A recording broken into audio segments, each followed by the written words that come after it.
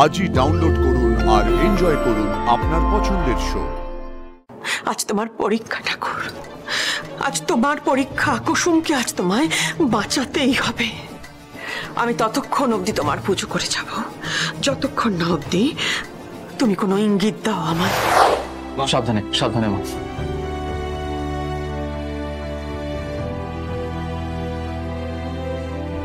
কর্তামা, কর্তামা, আপনি আপনি ঠিক আছেন তো? আমি ঠিক আছি শঙ্কর। মা, মা, তোমার কিন্তু এখানে থাকাটা ঠিক হবে না। দাঁড়াও ঈশান, আগে ডাক্তার আসুক, সব ঠিক আছে কিনা বলুন, তারপর। ঠিক আছে, তারপরে আমি তোমাকে বাড়ি নিয়ে যাব। ডক্টর, সব ঠিক আছে তো? হ্যাঁ, ট্রান্সফিউশন হয়ে গেছে। ধন্যবাদ, অনেক ধন্যবাদ।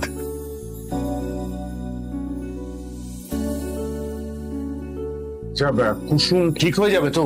এখনো জ্ঞান ফেরেনি, সকাল হওয়া পর্যন্ত ওনাকে অবজারভেশনে রাখতে হবে। জ্ঞান যত দ্রুত ফেরে তত তাড়াতাড়ি উনি বিপদ থেকে মুক্তি পাবেন। জ্ঞান না ফেরা পর্যন্ত আমি এখনই কিছু বলতে পারছি না। আপনারা যা যা বললেন সবই তো করা হলো, তাহলে তাহলে এই কথা বলছেন কেন? আচ্ছা, আমার আমার মেয়েটাকে তবে আর বাঁচবে না? শঙ্কর, একদম চুপ, সব কথা একদম বলবে না।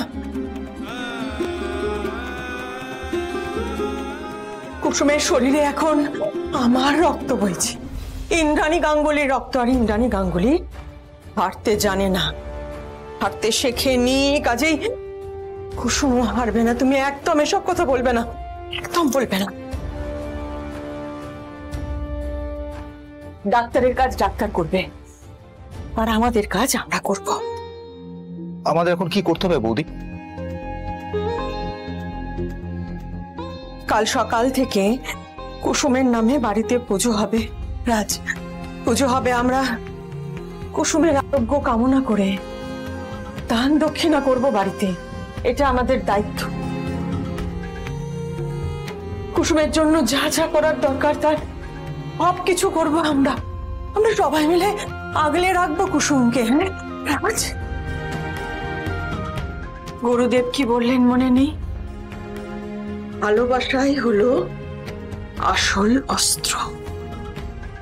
আমিও দেখি আমাদের ভালোবাসার জোর বেশি নাকি মৃত্যুর, দেখি। মা, তুমি এবার বাড়ি চলো, তোমার বিশ্রামের দরকার। এসো, এসো।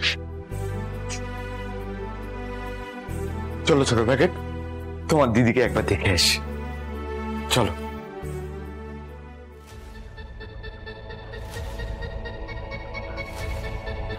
তোমার দ্বারা না একটা কাজও ঠিক করে হয় না দেবুলি না।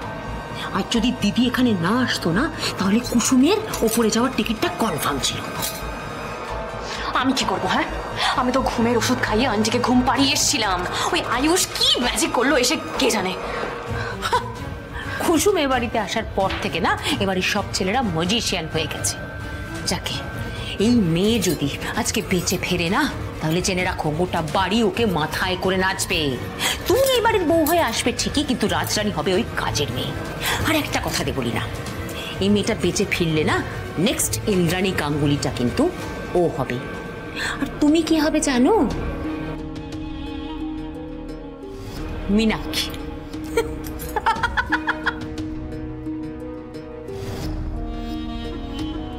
আমি থাকতে কুসুম কিছুতেই বেঁচে ফিরবে না। যে যত চেষ্টা করে ফেলুক না কেন, কুসুমকে মরতেই হবে।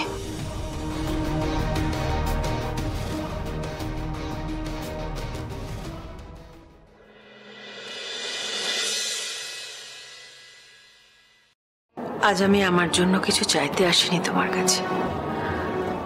যার জন্য এই প্রদীপ জ্বালাতে পারছি তোমার সামনে এসে দাঁড়িয়ে, চাইতে এসেছি তার জন্য।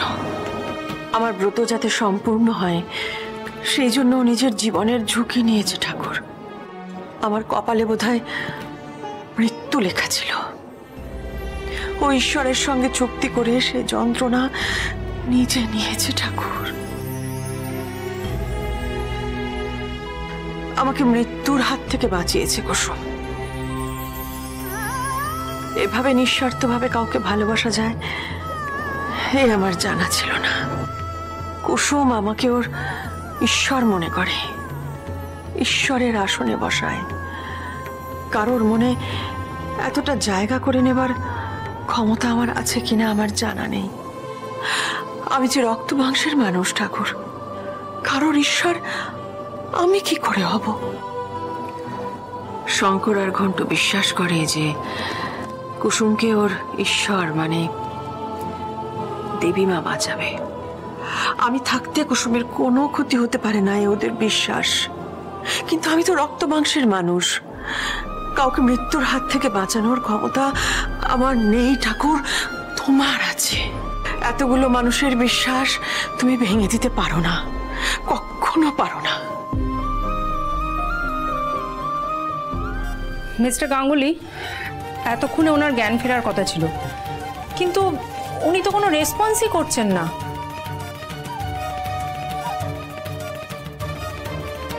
এটা কিন্তু এটা কি ডক্টর বলুন, হেজিটেট করবেন না প্লিজ, বলুন।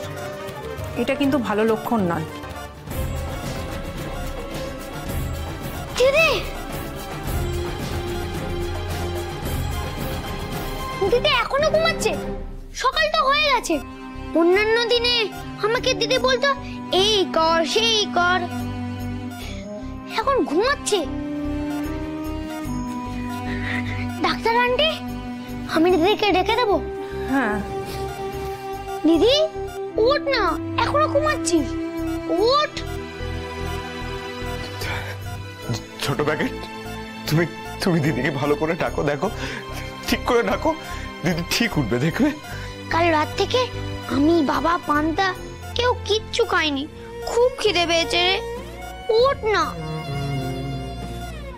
এ দিদি, তুই না উঠলে আমাদেরকে কে রান্না করে খাওয়াবে? জানিস বাবা শুধু কেঁদেই যাচ্ছে, আমি বললেও থামছে না।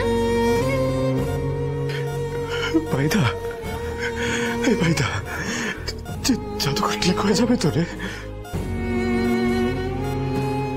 কুসুমকে সুস্থ হতেই হবে ঈশান। আমাদের সবাইকে ফাঁকি দিয়ে কুসুম এইভাবে চলে যেতে পারে না, কোনোভাবেই পারে না। আজ তোমার পরীক্ষা ঠাকুর, আজ তোমার পরীক্ষা। কুসুমকে আজ তোমায় বাঁচাতেই হবে। আমি ততক্ষণ অবধি তোমার পুজো করে যাব, যতক্ষণ না অবধি তুমি কোনো ইঙ্গিত দাও আমায়। কুসুমের ভাগ্যে যদি মৃত্যু লেখা থাকে, তাহলে সে পথে সব থেকে বড় বাধা হয়ে দাঁড়াবো আমি কুসুমকে সে পথে হাঁটতে দেব না, কিছুতেই না।